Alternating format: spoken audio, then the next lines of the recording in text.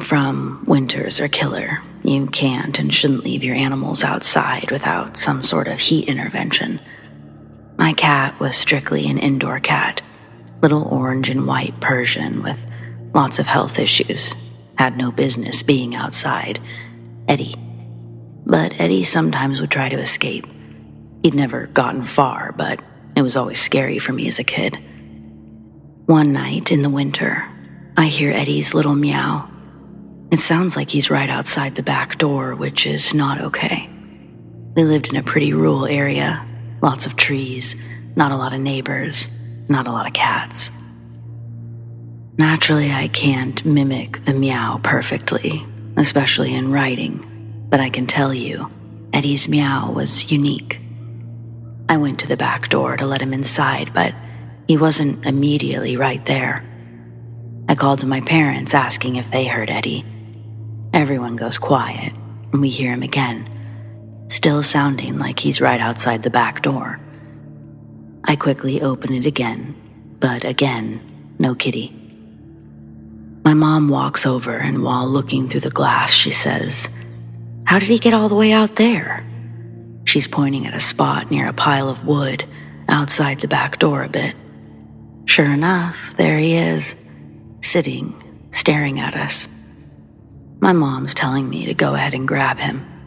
I hear what she's saying. I start to, but I can't bring myself to fully walk outside. There's something off about Eddie. Cat's eyes often do that reflective thing, but these eyes, they weren't reflective at all. Just black and blank. To both recognize him and also not at all recognize him left me feeling awful. I was filled with a sort of dread that up to that point I'd never felt. I looked at my mom to see what she was doing, but she'd already walked away and was sitting on the couch. So it was just me and this Eddie wannabe, staring at each other.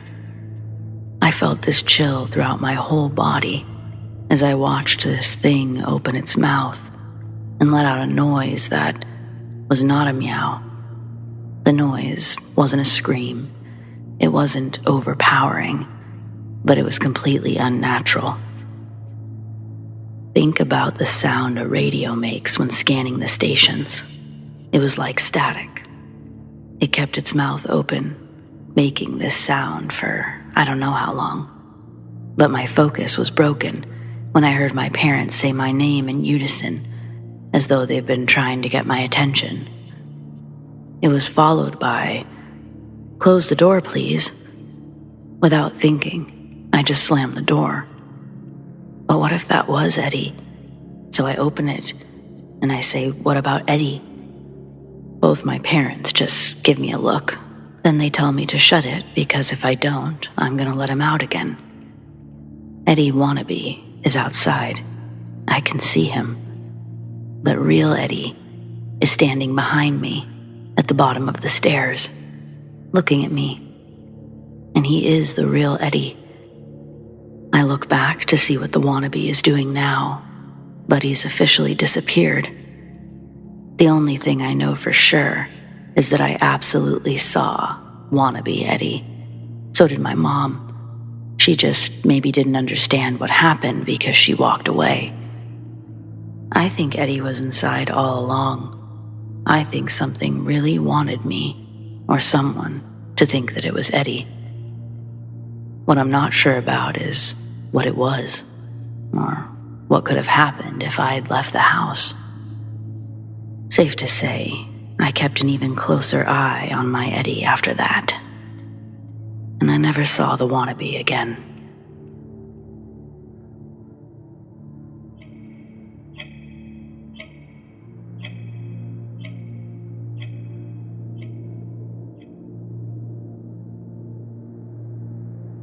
Not Mom's dog.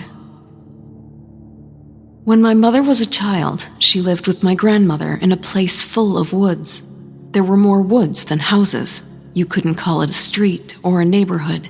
It was a more reserved area where the houses were well away from each other, and there were so many trees and tall bushes that at night everything was dark. My mother had a dog, Toby. One night, my mother and my grandmother were at home, as usual, and they heard noise in the wood outside. The wood was for renovating the house, and it was right next to the house with Toby's house.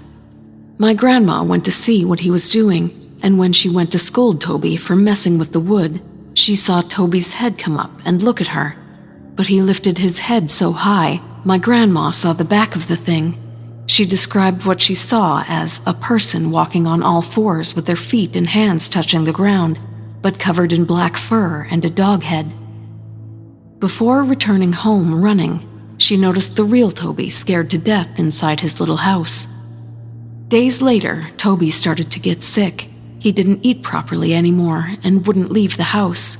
He was so scared to leave the house that he would poop inside. My mother was only 11 years old. She went into despair when he started to go blind just out of nowhere. His fur also started to fall out, and he got sick inside his own little house and unfortunately died of fear. The same thing happened to a neighbor's dog, but he didn't die. He was temporarily blind. Now, with the chickens from another neighbor, it was completely different. Think about it. If you kill a single chicken, won't the whole chicken coop make noise? Especially if you open their bellies. Well, that's not what happened. Each of the chickens were plucked from the coop and had their bellies brutally slit open without making a sound. My mom and I were talking about that time, and she told me that the thing probably tried to mimic Toby's appearance, and that the blindness was a way for the thing to stun prey it was going to eat. These may seem like incoherent theories, but she analyzed the supposed skinwalker as a predatory animal, which would have its hunting tricks.